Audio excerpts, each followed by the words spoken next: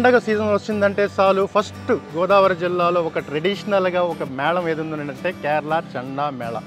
ఈ మేళ వాయిస్ అంటే మన బూప్స్ బూమ్స్ మామూలుగా కనిపించదు, అలా మామూలు కాదు అసలు. దాన్ని మనం చెప్పడానికి గురించి చాలా కష్టపడి దాన్ని ఎంతో ఎఫర్ట్ పెట్టి తన శ్రమని అలాగే స్కోర్స్ ఉపయోగించి వాళ్ళ యొక్క వాయిస్తూ ఉంటారు.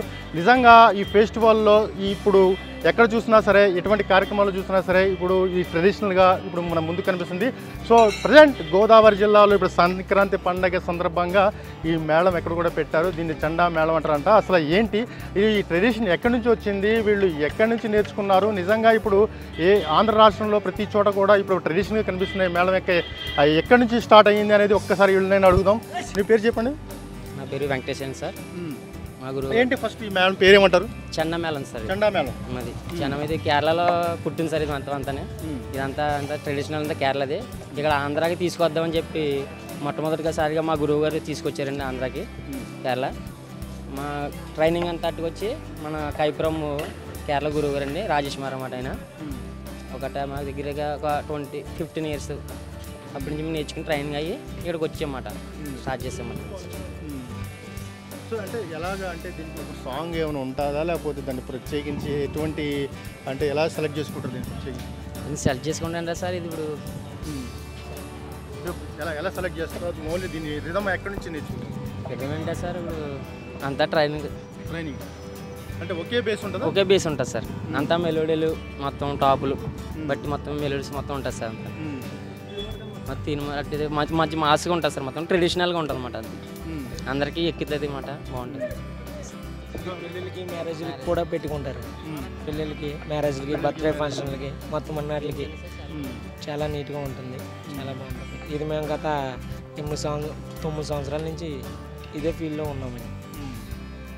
ఇది స్టార్టింగ్ తత్వం మేమే పట్టుకొచ్చాం కేరళ నుంచి. స్టార్టింగ్ వెయిట్ ఎంత ఉంటుంది? ఇది 9 kgs 10 kgs పైన ఉంటుందండి. ఇది సినిమాది వరసిద్ధి వినాయక ఐనవేల్ దేవస్థానం సంబంధించిందండి. కేరళ చండమేళం దేవస్థానానికి సంబంధించింది. ఇది స్టార్టింగ్ మా గురువు గారు ఎల్ల గురునాథం గారు, కె కోటేశ్వరరావు గారు ఇద్దరు కలిపి దీన్ని ఆంధ్రాకి తీసుకొచ్చారండి. ఈ ట్రెడిషనల్ అండి కేరళ చండమేళం. ఇది అభివృద్ధి చేసింది వాళ్ళిద్దరు, ఎల్ల గురునాథం గారు, కె కోటేశ్వరరావు గారు. వీళ్ళిద్దరూ మనకి అందించారు. దీన్ని బట్టి మిగతా టీంలన్నీ అభివృద్ధి అలా చెందింది. చెప్పండి, అంటే మనతో కొంచెం స్టూడెంట్స్లో కూడా కనిపిస్తున్నారు. అంటే చదువుకున్నారా? మీరంతా చదువుకుని చేస్తున్నారా లేకపోతే పార్ట్ టైం కింద చేస్తారా? అందరూ ఎడ్యుకేషన్ పీపుల్ అండి. మనోడు ఉన్నారంటే గ్రామ వాలంటరీ. గ్రామ వాలంటరీ అవును సార్. అవును సార్. అంటే గ్రామ వాలంటరీగా చేసుకుని పార్ట్ టైం జాబ్గా చేసుకుంటూ ఇది ఇలా చేసుకుంటూ ఉంటాను సార్. ఇది మనకి ప్రొఫెషనల్ సార్. ఇది డిగ్రీ చేసాను.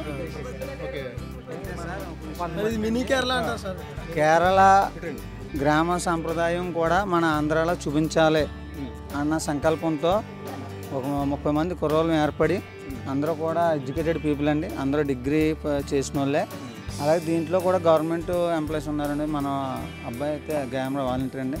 దీన్ని ఏంటంటే మనం అక్కడి నుంచి తీసుకొస్తే చాలా అవుతుంది సార్ అమౌంట్ పరంగా. దాని గురించి మనం కూడా ఇక్కడ చూపించాలనేసి నేర్చుకునండి. కేరళ సాంప్రదాయం చూపించాలి అనేసిగా చేద్దామని మేము అనుకున్నామండి. అనుకున్నట్టు మేము అలాగే సంకల్పించుకున్నాం, అలాగే చేసామండి. దీన్ని ఇప్పుడు కొంచెం పాపులర్ అయింది సార్. అలాగే దీన్ని ఇంకా ఎదరెదరికి వెళ్ళాలని మేము కోరుకుంటున్నామండి. ఇది ఇప్పుడు వరకు అయితే కేరళ నుంచి వచ్చారు, కేరళ వాయిద్యాలు అన్న పేరు ఉందండి. ఇది ఒరిజినల్గా అయితే చండామేళం అండి. చండామేళం అంటే అయ్యప్ప స్వామికి చాలా ప్రీతికరమైన వాయిద్యం అండి. ఇది అది అక్కడదే ఇక్కడ తీసుకొచ్చి మేము అందరికీ చూపించాలి, అందరికీ చెయ్యాలనేసి మేము కుర్రోళ్ళు అందరం సంప్రదించుకునండి మేము పెట్టడం జరిగిందండి. ఇప్పుడు 10 సంవత్సరాలు అయిందండి ఇది పెట్టి. మేము ప్రోగ్రామ్ చాలా ఆడాము సార్.